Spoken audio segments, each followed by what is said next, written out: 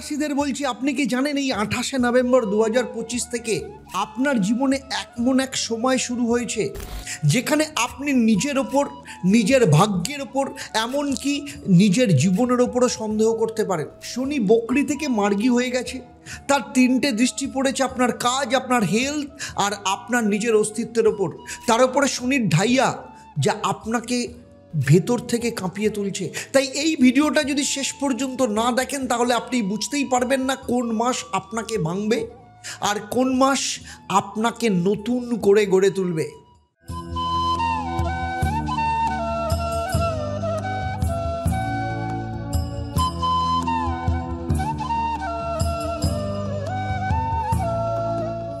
ওম হরি ব্রহ্মা। নমস্কার, আমি জ্যোতিষগুরু আচার্য দেবদত্ত। দীর্ঘ 27 বছরের প্রফেশনাল এক্সপিরিয়েন্স এবং 1.5 লক্ষের ওপর সন্তুষ্ট ক্লায়েন্ট, তাদের আশা, ভরসা, বিশ্বাসের জায়গা থেকে অ্যাস্ট্রোনমার আচার্য দেবদত্ত ফেসবুক পেজ এবং ইউটিউব চ্যানেলে আপনাদের সবাইকে স্বাগত জানাই। আজ আমি আপনাদের সাথে আলোচনা করতে চলেছি ধনু রাশির এই শনি বকরি থেকে মার্গী হয়েছে, তার ফল জুলাই মাস পর্যন্ত আপনাদের জীবনে কি কি আসতে চলেছে। আর আমার এই আলোচনা আপনার জন্মরাশি এবং বর্তমানে যে শনির গোচর, শনির যে দৃষ্টি, তার উপর নির্ভর করে। কারণ আপনি ধনুরাশি হলেও আপনার জন্মছক অন্য ধনুরাশির থেকে আলাদা বা লগ্নের থেকে আলাদা, সেখানে শনির অবস্থান আলাদা, শনির দৃষ্টির জায়গা আলাদা।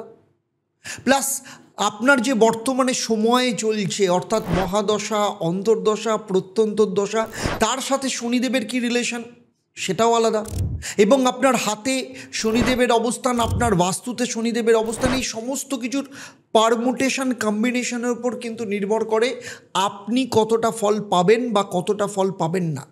তাই আমার এই আলোচনার মধ্য দিয়ে কোথাও আপনার যদি মনে হয় যে আমি যা বলছি আপনার জীবনের সাথে মিলছে না, তাহলে আপনার ক্ষেত্রে দুটো রাস্তা। এক, আপনি ইমিডিয়েট কাউকে দিয়ে আপনার জন্মছক, আপনার হাত এবং আপনার বাস্তুটাকে বিচার করিয়ে নিন, সেখানে আপনি সমস্ত প্রশ্নের উত্তর পেয়ে যাবেন। আর না হলে সেকেন্ড চয়েস হচ্ছে, প্রত্যেক শনিবার আমি থাকি আপনাদের জন্য সন্ধেবেলা 6:30 থেকে লাইভ ফোন ইন অনুষ্ঠানে। সেখানে আপনারা সরাসরি ফোন করে আমার সাথে কথা বলতে পারেন, লাইভে জেনে নিতে পারেন আপনার জন্মছক, আপনার রাশি বা আপনার হাত এবং বাস্তু অনুযায়ী কোথায় কি সমস্যা হচ্ছে, তার সমাধানের রাস্তা কি। আর যারা প্রথমবার আমার চ্যানেলে এসেছেন, অবশ্যই চ্যানেলটাকে সাবস্ক্রাইব করার সাথে সাথে নোটিফিকেশন বেল আইকনটাকে প্রেস করবেন। আর ফেসবুক পেজে দেখলে অবশ্যই পেজটাকে লাইক এবং ফলো করতে ভুলবেন না। চলুন তাহলে শুরু করছি। দেখুন, ধনু রাশির ক্ষেত্রে বলবো, ধনু রাশির জাতক জাতিকা হচ্ছে স্বাধীনতার রাশি, কিন্তু শনি কখনো না স্বাধীনতা দেয় না। ধনুরাশি মানে দৌড়, স্বপ্নের দিকে দৌড়, নতুন পথে দৌড়, নতুন সুযোগের দিকে দৌড়। এবার শনি আপনাকে থামিয়ে ভাবাবে আপনি এতদিন কাদের ওপর নির্ভর করেছেন, কাদের ওপর বিশ্বাস করেছেন। এবার আপনাকে জীবনকে নতুন করে সাজাতে হবে। শনিদেবের 3টে দৃষ্টি, প্রথম দৃষ্টি অর্থাৎ তৃতীয় দৃষ্টি কোথায় পড়েছে? বৃষ রাশি মানে আপনাদের ষষ্ঠ স্থানে। আর ষষ্ঠ ঘর মানে কি? শত্রু, স্বাস্থ্য, কাজের চাপ, প্রতিযোগিতার ঘর এটা। এবং রোজগার যে ঝামেলা, প্রতিদিনের যে জীবন, এই সমস্ত কিছুকে নির্দেশ করে ষষ্ঠ স্থান। আর শনি যখন এখানে দৃষ্টি দেয় তখন কি বলেছে? নিজেকে শক্ত না করলে জীবন কিন্তু আপনাকে হারিয়ে দেবে। আর তার ফল কি? কাজের চাপ বাড়বে এই সময়, অফিসে কোথাও না কোথাও শত্রু তৈরি হবে, হেলথ অ্যালার্ট, হেলথের ব্যাপারে সাবধান থাকতে হবে। আর সেই সাথে স্টমাক বা নার্ভের ইস্যুতে আপনি ভুগতে পারেন, প্রতিযোগিতায় কোথাও না কোথাও টেনশন হতে পারে, আর ভুলের কারণে কিন্তু সমস্যায় পড়তে পারেন। এই দৃষ্টিটা একটু কঠিন দৃষ্টি, কিন্তু খুব প্রয়োজনীয় জানেন আপনার জীবনের জন্য। কারণ এখনই আপনি আপনার ভেতরের ব্যাকবোন তৈরি করবেন, শনিদেব আপনাকে হেল্প করছেন। আর শনিদেবের সপ্তম দৃষ্টি কোথায় পড়েছে? আপনার দশম স্থান মানে কন্যা রাশিতে। আর দশম ঘর মানে আপনি তো জানেন, কেরিয়ার, চাকরি, সোশ্যাল রেপুটেশন, প্রমোশন আর কাজের মানকে নির্দেশ করে। আর শনিদেব কি বলেন জানেন? বলেন, আপনি যত শর্টকাট নিয়েছেন সব কিছুর হিসেব এবার কিন্তু দিতে হবে। কারণ শনিদেব শর্টকাট পছন্দ করেন না, ন্যায়ের দেবতা শনিদেব। ফলে কি হয়েছে? এতদিনের আপনার কাজের ফল, পদোন্নতিতে দেরি, কাজ ধীরে হতে পারে কারোর ক্ষেত্রে বস আপনার ওপর চাপ বাড়াবে, রেপুটেশন নিয়ে চিন্তা হতে পারে। ম্যানেজমেন্ট বা সোশ্যাল মিডিয়া রেপুটেশন নিয়ে যারা কাজ করেন তাদের ক্ষেত্রে কিন্তু ভীষণভাবে একটা সমস্যার জায়গা তৈরি হবে। ভুল সিদ্ধান্তের সমস্যা, কিন্তু এর ভালো দিকও আছে জানেন কি বলুন তো, আপনি জীবনে সব থেকে স্থায়ী কেরিয়ারের ফাউন্ডেশন এই সময় কিন্তু বানিয়ে ফেলবেন। আর শনির দশম দৃষ্টি কোথায় পড়েছে? আপনার নিজের রাশিতে। আর এটাই সব থেকে গুরুত্বপূর্ণ দৃষ্টি, কেন জানেন? তার কারণ হচ্ছে আপনার ওপর পড়েছে, মানে আপনার মস্তিষ্ক, আপনার সিদ্ধান্ত, আপনার মাইন্ড, আপনার শক্তি। প্রথম ঘর মানে কি? নিজের ব্যক্তিত্ব, মেন্টাল স্টেবিলিটি, ডিসিশন, এনার্জি। আর এর ফল কি হচ্ছে? নিজের ওপর সন্দেহ, মনের ওপর চাপ তৈরি হওয়া, একটা চাপ আপনি ফিল করবেন। কোথাও না কোথাও আপনার আগের ভুল বা ভুলের ভয় একটা থাকবে, সেলফ এস্টিম কমে যাওয়া, জীবনে নতুন চ্যাপ্টার শুরু করার ইচ্ছে, এবং এই দৃষ্টি আপনাকে ভাঙবে। তারপর কি করবে? তারপর আপনাকে নতুন করে গড়ে তুলবে। আজ যখন পৃথিবীটা ভরে যাচ্ছে অশান্তিতে, লোভে আর বিভাজনে, তখন একটাই পথ, অন্তরের শান্তি আর আত্মবোধ। ঠাকুর শ্রী শ্রী রামকৃষ্ণ পরমহংসদেবের সেই অন্তরাত্মার বাণীকে মানুষে মানুষে পৌঁছে দিতে আমরা গড়ে তুলেছি ঈশ্বর ফাউন্ডেশন।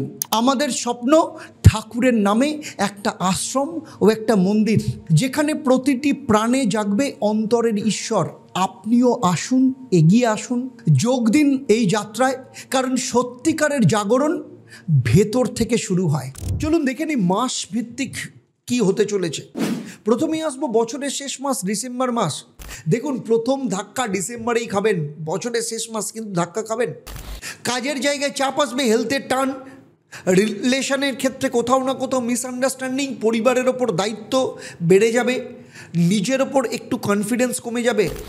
আপনি ভাববেন আমি কি সত্যি ঠিক পথে আছি? এই প্রশ্নটা কিন্তু পুরো ডিসেম্বর মাস ধরে আপনার ক্ষেত্রে চলতে শুরু করবে। এবারে আসছি জানুয়ারি 2026, বছরের প্রথম মাস। রিয়েলিটি ভার্সাস এক্সপেকটেশনের জায়গা। কাজের জায়গায় ক্রিটিসিজম হতে পারে, সেই কারণে কোথাও না কোথাও নিজের ওপর ভরসা, সাহস কমে যাবে। ফাইন্যান্সিয়াল প্রেশার তৈরি হবে, ঘুমের প্রবলেম তৈরি হবে, পার্টনারের সঙ্গে ছোটোখাটো ঝামেলা তৈরি হবে। জানুয়ারি মাস আপনাকে আপনার সত্যকে আয়নার মতো দেখাবে, আর সেই ট্রুথ যতই পেনফুল হোক না কেন, যেই সত্য যতই কষ্টকর হোক না কেন, আপনার জীবনের জন্য প্রয়োজনীয়। এবারে ফেব্রুয়ারি মাস আপনার মেন্টাল বিল্ড আপ করবে, হেলথ ইস্যু দেবে, কাজের চাপ বাড়বে, ফাইন্যান্সিয়াল একটু ডিলে, দুশ্চিন্তা, রিলেশনশিপে ইমোশনাল গ্যাপ তৈরি হবে। কিন্তু এই মাস আপনি নিজের ভুলগুলো বুঝতে পারবেন, আর মার্চ মাস সেই ভুলগুলো থেকে আস্তে আস্তে আলো আসা শুরু হবে। কাজের ক্ষেত্রে ধীরে ধীরে স্টেডি হবে, হেলথ ইমপ্রুভ করবে, পরিবারে শান্তি পাবেন, রিলেশনে একটা কমিউনিকেশন স্কিল তৈরি হবে, মানি ফ্লো কিন্তু ওকে ওকে টাইপের হবে, খুব ভালো হবে না। কারণ মার্চ মাস আপনার দ্বিতীয়বার বা দ্বিতীয় জন্মের প্রস্তুতি বলতে পারেন। এপ্রিল মাস থেকে কনফিডেন্স আসতে শুরু করবে, কারণ সেই সময় কাজের গতি বাড়বে। কিছু কিছু ক্ষেত্রে নতুন নতুন অপরচুনিটি কেউ কেউ পেতে পারেন, কারোর বস আবার হঠাৎ করে সাপোর্টিভ হয়ে যেতে পারে, আবার অনেকের ক্ষেত্রে রিলেশনশিপে একটু উষ্ণতা ফিল করতে পারেন। হেলথ যাদের দীর্ঘদিন ধরে খারাপ চলছিল, ঠিক মতো চলছিল না, একটু স্টেবল হবে। এটাই আপনার গ্রোথের মান্থ বলতে পারেন। আর মে মাস, সেখানে কেরিয়ারের প্রোগ্রেস কেউ কেউ দেখতে পাবেন, টাকার ক্ষেত্রে স্টেডি আসবে, ফ্যামিলি সাপোর্ট অনেকের ক্ষেত্রে পাচ্ছিলেন না এতদিন পর্যন্ত, হঠাৎ করে সাপোর্ট পেতে পারবেন, পার্টনারের সাথে বন্ডিং তৈরি হবে, মানসিক শান্তি পাবেন। কারণ ধনুরাশি আপনার মধ্যে নতুন করে গ্রো করার জায়গা ফিরে আসবে। তবে জুন মাস আপনার ক্ষেত্রে ফাইনালে যাওয়ার আগে একটা তো টেস্ট নেবে, তাই হেলথের দিক থেকে কোথাও না কোথাও একটু সমস্যা, কাজের ক্ষেত্রে পিক জায়গা তৈরি করা, টেনশন, রিলেশনের ক্ষেত্রে মিসআন্ডারস্ট্যান্ডিং বড় করে দেখা, টাকার চাপ, মেন্টাল লোড। কারণ জুন হলো আপনার সব থেকে টাফ মাস বলতে পারেন, কিন্তু জুলাই এই টাফ মাস যদি জিততে পারেন, পুরস্কারের প্রস্তুতি আছে। কারণ জুন মাসে আপনার কোনো বড় কাজের সাফল্য আসবে যেটা দীর্ঘদিন ধরে এক্সপেক্ট করছিলেন। টাকার ক্ষেত্রে স্টেডি একটা জায়গা তৈরি হবে। রিলেশনশিপ যেটা চাইছিলেন একদম স্ট্রং হতে, সেরকম রিলেশনশিপ পাবেন। পরিবারের শান্তি আসবে, মেন্টাল হ্যাপিনেস আসবে, সেলফ কনফিডেন্স ফিরে আসবে। কারণ জুন মাস আপনাকে যে কষ্ট দিয়েছে জুলাই মাস থেকে, আপনার সেই কষ্ট থেকে বেরোনোর জায়গা তৈরি হবে, নতুনভাবে নিজেকে ফিরে পাবেন। প্রচুর চেষ্টা করছেন কিন্তু কিছুতেই চাকরি হচ্ছে না, কিংবা ব্যবসা করছেন, ব্যবসাতে প্রচুর লস হচ্ছে, কিছুতেই লাভের মুখ দেখতে পাচ্ছেন না, কিংবা আপনার সন্তানের বিয়ের চেষ্টা করছেন কিন্তু কিছুতেই বিয়ে হচ্ছে না, অথবা বিয়ে দিয়েছেন কিন্তু বিবাহিত জীবন অত্যন্ত খারাপ, ডিভোর্সের মুখোমুখি জায়গা দাঁড়িয়ে আছে, অথবা দীর্ঘদিন ধরে চেষ্টা করছেন কিন্তু বলে কিছুতেই সন্তান সুখ আসছে না, নাকি আপনার সন্তান প্রচন্ড অবাধ্য, পড়াশোনা করছে না, কোনোভাবেই মন দিতে পারছে না, অথচ সামনে পরীক্ষা, কিছুতেই বুঝতে পারছেন না কি করবেন। যদি এমন কিছু সমস্যা থাকে যেগুলো নিয়ে আপনি ভাবছেন যে আপনি আর জীবনে বেরোনোর রাস্তা খুঁজে পাচ্ছেন না, প্রচন্ড বিভ্রান্ত, মানসিক দিক থেকে ক্লান্ত, মানসিক অশান্তিতে ভুগছেন, তাহলে আমি বলবো, আমি জ্যোতিষগুরু আচার্য দেবদত্ত, 27 বছরের অভিজ্ঞতা এবং 1.5 লক্ষের ওপর যে সন্তুষ্ট ক্লায়েন্ট সারা পৃথিবী জুড়ে রয়েছে, তাদের ভরসা এবং বিশ্বাস নিয়ে আমি কলকাতায় গড়িয়াহাট এবং হাতিবাগান, সেই সাথে শিলিগুড়ি, তমলুক এবং বর্ধমানে অফলাইন চেম্বারে কিংবা অনলাইনে সরাসরি আমার সাথে কথা বলতে, আমার সাথে কনসালটেশন বুক করার জন্য নিচের নাম্বারে এক্ষুনি যোগাযোগ করুন। চলুন এবার দেখে নেব, সেক্টর ওয়াইজ আলোচনা করব। দেখুন, প্রথমেই আসবো কোন ব্যাপারে, আপনার সব থেকে গুরুত্বপূর্ণ বিষয়, কারণ হেলথ ইজ ওয়েলথ। তাই স্বাস্থ্যের দিক থেকে ডিসেম্বর ফেব্রুয়ারি মাসে চাপ থাকবে, জুন মাসে সেটা পিকে যাবে, এপ্রিলে রিকভার করবে। আর টাকার ক্ষেত্রে বলবো, ডিসেম্বর থেকে ফেব্রুয়ারি মারাত্মক চাপে ভুগবেন, কিন্তু আবার মার্চ এপ্রিল স্টেডি থাকলেও মে জুলাই মাস কিন্তু গ্রোথ দেবে। প্রেম এবং বিবাহের ক্ষেত্রে বলবো, ডিসেম্বর জানুয়ারি মাসে কোথাও না কোথাও চাপ, রিলেশনশিপের জায়গা, মার্চ মাস একটু ভালো থাকবে, এপ্রিল মাস স্টেবল হবে, আর জুলাই মাস কিন্তু রিলেশনশিপ বা বিয়ে ফাইনাল করবার একদম বেস্ট পিরিয়ড বলতে পারেন। আর পারিবারিক দিক থেকে বলবো, ডিসেম্বর জানুয়ারি মাস একটু টেনশন থাকবে, মার্চ এপ্রিলে শান্তি থাকলেও জুলাই কিন্তু বন্ডিং যথেষ্ট স্ট্রং হবে। আর যারা চাকরি করেন বা প্রফেশনের সাথে যুক্ত রয়েছেন তাদের ক্ষেত্রে বলবো, ডিসেম্বর ফেব্রুয়ারি মাস স্লো বাট স্টেডি যাবে, মার্চ মাসে পজিটিভ রেজাল্ট পাবেন, এপ্রিল মেতে সাকসেস আসবে, তবে রেকগনিশন আপনার কেরিয়ারের ক্ষেত্রে আসবে কবে, জুলাই মাস।